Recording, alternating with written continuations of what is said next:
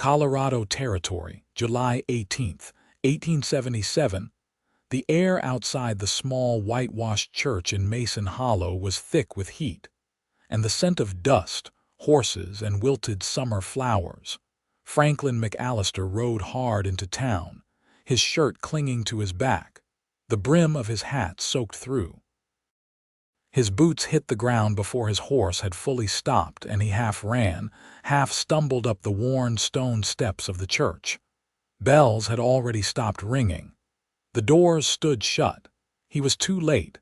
His chest heaved as he shoved the door open. The pews were empty. White petals lay crushed along the aisle. The altar was bare. Only the silence remained. Then he saw her.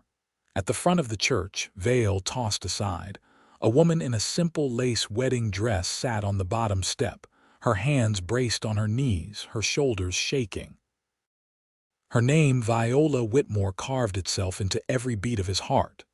He had not seen her in almost 5 years, not since her father packed her onto a wagon and took her east, far from the boy with dirt on his collar and a heart too big to hide. Now she was a woman, and she was crying. Franklin took a step forward. The wood creaked beneath his boot, and Viola turned sharply, her eyes widened. "Franklin!" He pulled off his hat and held it to his chest. "Viola!" A breath caught in her throat. Her cheeks were streaked with tears. "You are too late." He crouched in front of her. "Was it him?" His voice was low. "Did he leave you?" She looked away, biting her bottom lip hard. "He never came, left a note with his brother, said he could not marry someone who didn't love him back. He was right." Franklin's jaw clenched. "Then why were you going to marry him?" "My father," she whispered. "He said it was time, that I was wasting my years." Franklin's fingers curled around his hat. "You were never a waste." Viola laughed bitterly. "Well, I am 22 and unmarried, so according to most of Mason Hollow, I am something close to a problem." He reached out, gently brushing a loose curl from her cheek. "You are not a problem, you are everything." Her breath hitched. He hesitated, then said it clear, certain. "Come with me, Viola. Be mine instead." She blinked. "Franklin, I know I am not what your father wanted, but I have land now. A little stretch near Cedar Ridge, a cabin I built with my own hands. I have cattle, horses, and a life I want to share with someone who knows me. Someone who laughs like you do and looks at the world like it still has good in it." Viola stared at him. Her lips trembled. "I came back for you," he said. 5 years too late, maybe, but I came." She reached up slowly, laying her hand on his cheek. "You always kept your promises," he swallowed. "I will keep this one too, if you let me." A moment passed. Then she nodded. "Yes." Franklin exhaled hard, like he had been holding his breath since he was 19. He stood, and she rose with him. Her dress was rumpled, the hem stained with church floor dust, but she looked radiant. A woman who had been broken open and was putting herself back together, stronger than before. They stepped outside the church together, and the sun hit them full in the face. "Where is your horse?" she asked. "Out front." "I will need to change." "You look fine," he said, meaning it. She smiled, real this time, and it stopped his heart cold. "You always did say things like that." They left Mason Hollow behind within the hour. Franklin helped her onto his horse, and she held tight around his waist as they rode out past the cottonwoods and into open land. By nightfall, they stopped near a creek. He unsaddled the horse, built a fire, and set water to boil. Viola sat on a bedroll, watching the flames flicker. "I cannot believe I said yes," she murmured. "You could still change your mind," Franklin said carefully. She looked up. "You want me to?" "No, but I want you to have the choice." She stood and crossed to him, her hand curled around his. "I have made my choice, Franklin McAllister." He looked down at her, heart thudding. "I want this life," she whispered. "With you." He drew her into his arms, holding her gently. Her head rested against his chest, and they stood like that, the fire crackling beside them, the stars opening wide above. And in the hush of the Colorado night, Franklin made a quiet vow that whatever happened next, he would never be too late again. They reached the cabin late the next day, after riding until the shadows stretched long across the prairie, and the blue mountains behind Cedar Ridge turned the color of cooling iron. The wooden structure sat nestled against a stand of ponderosa pines, quiet and plain, smoke curling up from a chimney pipe. Franklin dismounted first, then offered her a hand. Viola slid down carefully, legs stiff from the ride. Dust clung to the hem of her skirt and her hair had come loose, hanging in long strands down her back. She didn't try to fix it. "You built this yourself?" she asked, tilting her head to look at the roofline. "I did," he said. "Took me a winter and a half. Had help from a neighbor with the chimney stones. Rest I figured out as I went." She stepped closer to the porch, running her fingers over the railing. Her eyes paused on the hand-cut notches in the wood.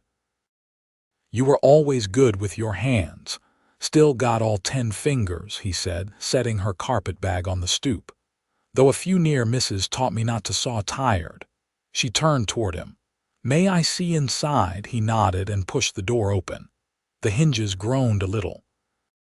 Viola stepped in, slow and quiet, her eyes moving across the room. There was a narrow bed made up with a wool blanket, shelves lined with jars and tinware, and a table with 2 mismatched chairs. A rifle hung over the hearth and a basket of kindling sat near the stove. "It smells like pine," she said softly. "Logs were green when I cut 'em," he replied. "Takes years for the scent to leave." She walked to the table, brushing her hand over the worn surface. "You live alone here?" "I do," he said.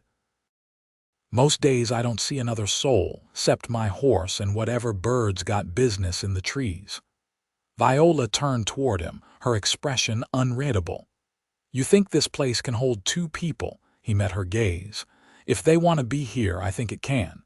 She nodded once. "Then I'll stay." Franklin let out a breath he hadn't noticed he was holding.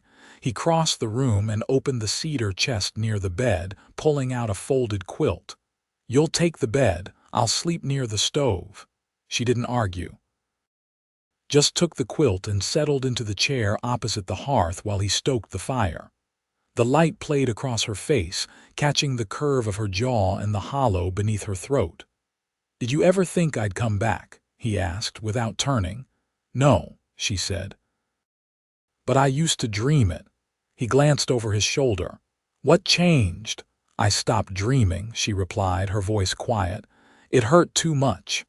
He crouched beside the stove, feeding another log into the flames. "I never meant to stay away that long. I know." He stood, brushing ash from his palms. "I thought about writing. I didn't. I was afraid your father would tear it up before you saw it." "You were right," she said. "He would have." They fell into silence, broken only by the crackle of wood and the wind outside pressing gentle against the window panes. Franklin moved to the shelves and pulled down a small tin of dried apples. "I'll stew these for supper." "You hungry?" "A little," she said, though her eyes were distant again. He poured water into a pot and hung it over the fire. "You can unpack if you like, or rest. I won't ask anything of you tonight." Viola stood and walked to the small window beside the bed. The last light was fading, painting the ridge with streaks of rose and gold. "I don't want to rest," she said. "I want to learn this place. I want to know what mornings are like here, what you plant in the spring, where the deer come down to drink." He turned from the fire. "You'll learn it all. In time." She looked back at him, her eyes steady. "And you? What about me?" "I want to know what you carry," she said. "What kept you here all these years?" Franklin didn't answer right away. He took the kettle off the fire and set it on the hearthstone. "I carried the thought of you," he said finally. "That was enough to build a life on." Viola crossed the room and rested her hand lightly over his. "Then let's build the rest of it together." He didn't move. Just let her fingers stay there, warm and sure. The firelight danced across their joined hands, and outside, the wind shifted, soft through the pine boughs. And for the first time in a long while, the quiet held something tender instead of lonely. The next morning broke cool and clean, the kind of air that settled behind the lungs and made a body pause before speaking. Viola stood outside the cabin door, her sleeves rolled to the elbow, apron tied firm around her waist, watching the sun push through the treetops. The birds were louder than she'd expected this early in July. Not frantic, but insistent, like they had things to say and not much time to say them. Franklin came up from the creek path with a bucket in each hand, boots damp and his shirt collar unbuttoned. He set the water down, then wiped his brow with the back of his wrist. "You always up this early?" she asked, keeping her eyes on the rise of light over the ridge. "Livestock doesn't wait," he said, "and I like the quiet before the heat sets in." She turned toward him. "I never knew how quiet a place could be. Even back east, there was always something, carts rattling, dogs barking, someone sweeping a step." Franklin leaned against the porch rail. "You miss it." "I don't know," she said. "I thought I would. But I slept better last night than I have in months." She looked over at him. "Years, maybe." He met her gaze. "You looked peaceful." "I dreamed of the river behind my uncle's farm in Kentucky. I used to climb the rocks there and watch the minnows dart between the reeds. I don't think I've thought of that place since I was a girl." He nodded once, slow. "Funny the things that come back when you stop hearing other people's voices." She stepped down off the porch and walked toward the edge of the clearing where the brush thickened. "May I see the horses?" Franklin didn't answer. He just followed her, leading the way through a narrow trail beaten into the grass. They passed a lean-to of split logs, and then the pasture opened wide, fence line sturdy, wood bleached pale by seasons of sun. Two chestnut mares grazed near the far corner, tails swishing, ears flicking toward their steps. "She's heavy with foal," Franklin said, nodding toward the one with the white blaze down her nose. "Due before the first frost." Viola moved carefully toward the fence, resting her fingertips on the top rail. The mare lifted her head, nostrils flaring, then lowered again, unconcerned. "I never learned to ride," Viola said. "Father thought it unladylike." "Would you want to?" Franklin asked. She looked at him, eyebrow lifted. "At 22, he shrugged. "Never too late to know the land under you. I might fall, you might not." She leaned against the rail, thoughtful. "What's her name, Hazel?" Viola smiled faintly. "She looks like she trusts you." Franklin stepped beside her, his voice quiet. "Animals know when a person's putting on airs. Out here, there's no room for pretending." Viola reached over the fence, palm out. Hazel wandered closer, snuffled her hand, then turned back to the grass. "I'd like to try," she said. "Learning, I mean. If you'll teach me." "I will." They walked back toward the house in companionable quiet, the kind that settles between two people without needing explanation. The sun had climbed higher now, painting gold across the cabin roof. At the porch, Franklin paused. "There's a feller down in Ridge Hollow, Elias Tunnel. He's a circuit preacher, comes through once a month." Viola stopped, one foot on the first step. "And? I thought maybe we should be properly wed." She looked down at her hands, then back up. "You want that?" "I do," he said, steady. "Not for show, just so it's known, plain and honest, you're mine and I'm yours." She studied him a moment. "I never wanted a big church wedding. I didn't care about the lace or the flowers." "What did you want?" "Someone who saw me without being told what to see." He reached for her hand. "You've always been clear to me, Viola, even when you were far off." She nodded once, and her fingers laced through his. "Then let's ask him next time he rides through." "All right." That night after supper, she sat at the kitchen table writing a letter by lamplight. Her pen moved slow, deliberate, the tip scratching gently against the paper. Franklin didn't ask who it was for. He just watched her from the hearth, whittling a piece of juniper into a spoon. When she finished, she folded it neatly and sealed it with wax. "I'll give it to the trader next time he passes," she said. He nodded. "Let whoever it's for know you're safe." She met his eyes. "It's not about safety. It's about letting go." Neither of them spoke after that. The wind sighed against the cabin walls and the flame in the lamp flickered once, then steadied. Viola stood at the edge of the garden bed, sleeves pushed high, her hands sunk wrist deep in the soil. The morning had moved slow and warm, with clouds hanging low and heavy over the ridge. She liked days like this, quiet ones, where the light didn't press too hard and a person could think without feeling rushed. Franklin knelt a few feet away, driving a cedar stake into the ground with a mallet he'd carved himself. He glanced toward her, then back at the row he was marking off for beans. "You ever plant anything before?" he asked. "No," she said, "but I watched my aunt tend her kitchen patch every spring. She used to talk to her onions like they were children." Franklin chuckled under his breath. "Could be that's why hers grew so well."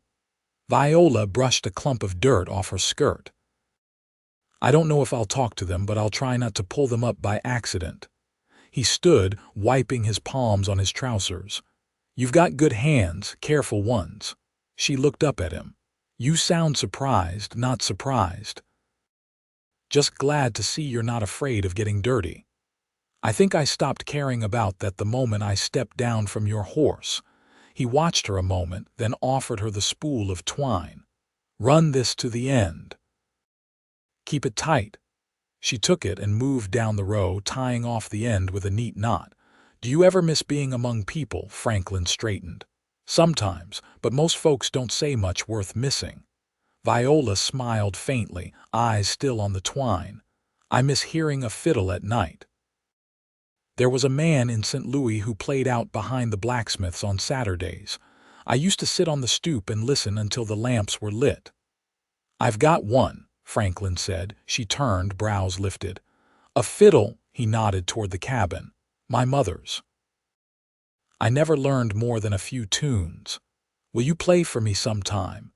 If you don't mind squeaking strings and half-remembered songs."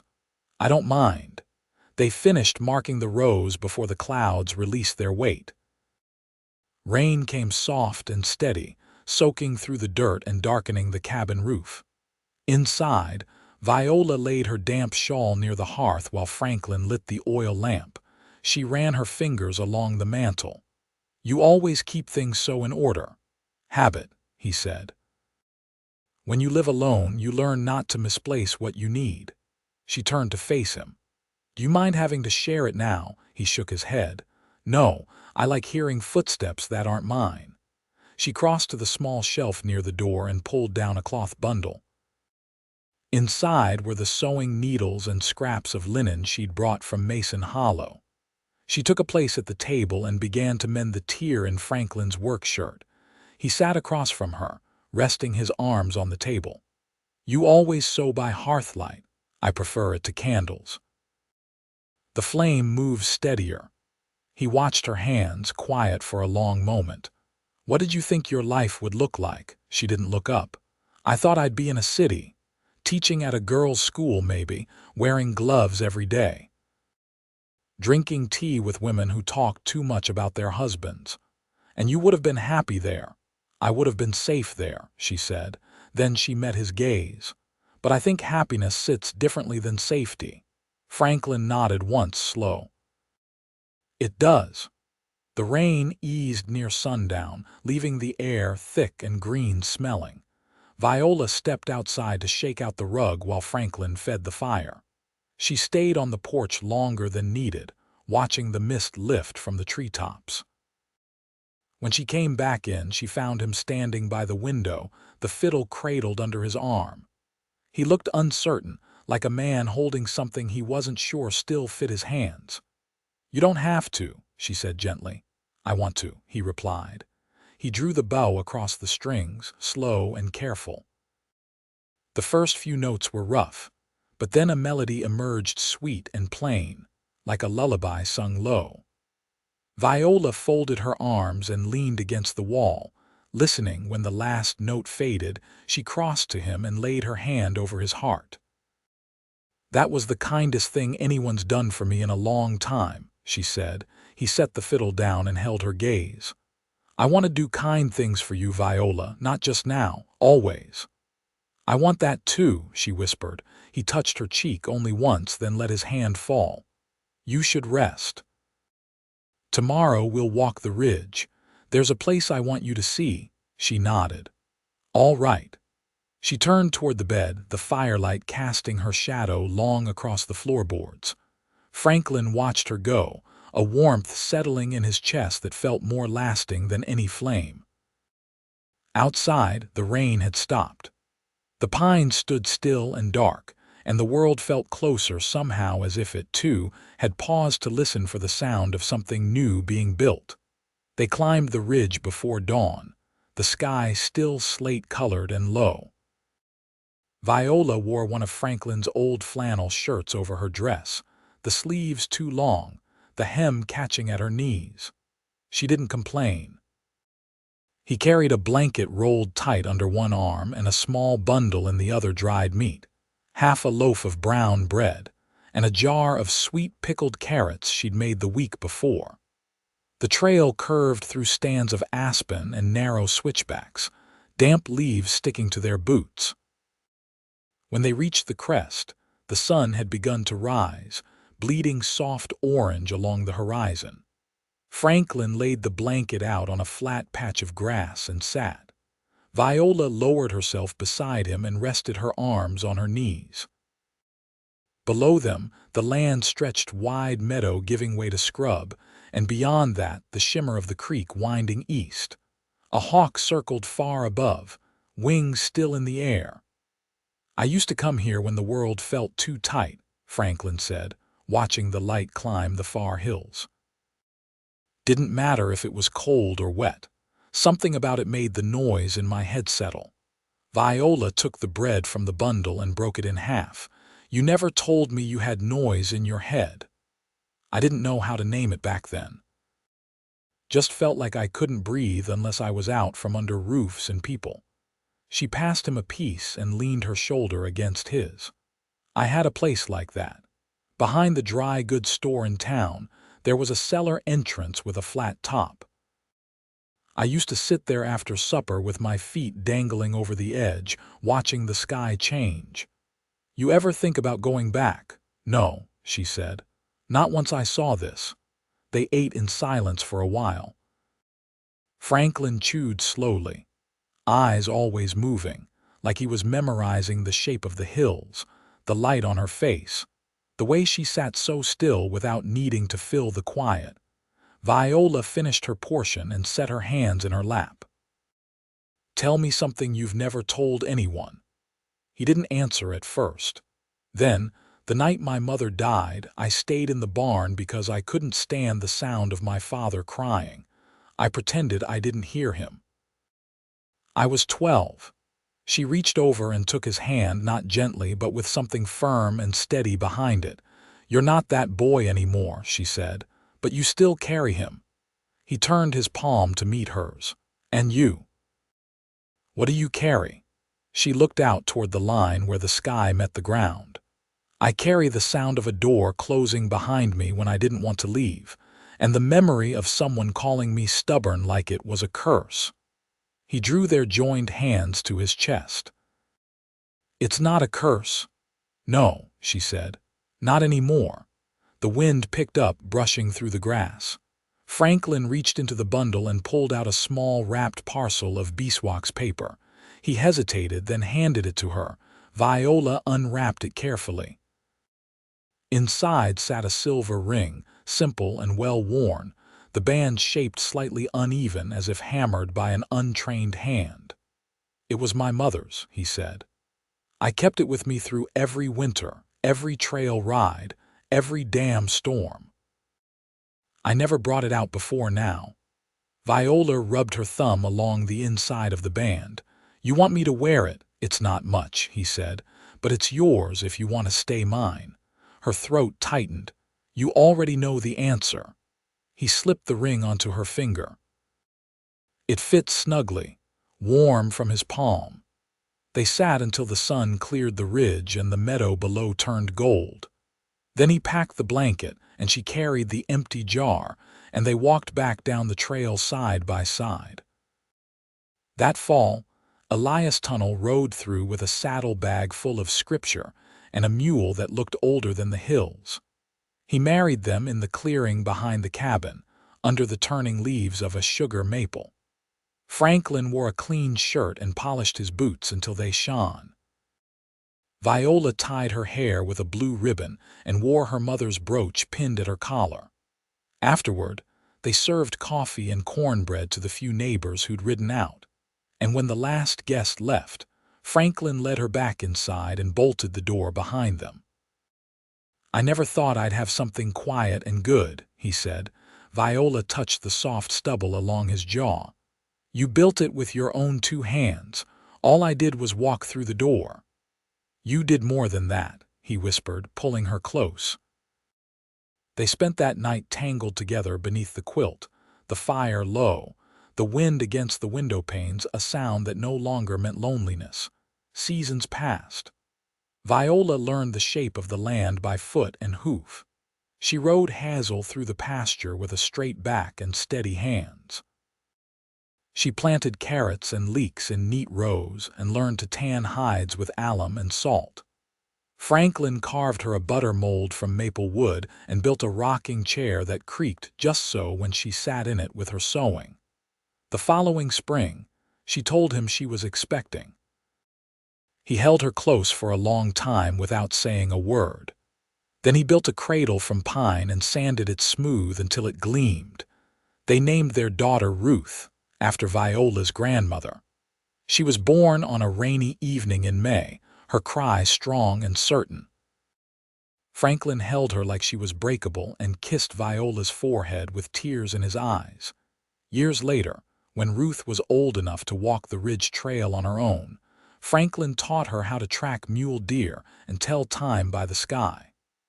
Viola showed her how to knead bread and steep rosehips for tea. They lived simply, but not small. Their love deepened in the quiet places, shared glances, calloused hands meeting under the table, the hush of bedtime stories told low so the lamp wouldn't flicker. And when the sun set behind the ridge each night, it lit the cabin window with a warm gold glow, the kind that told anyone passing by that inside lived 2 people who had found not just shelter, but home.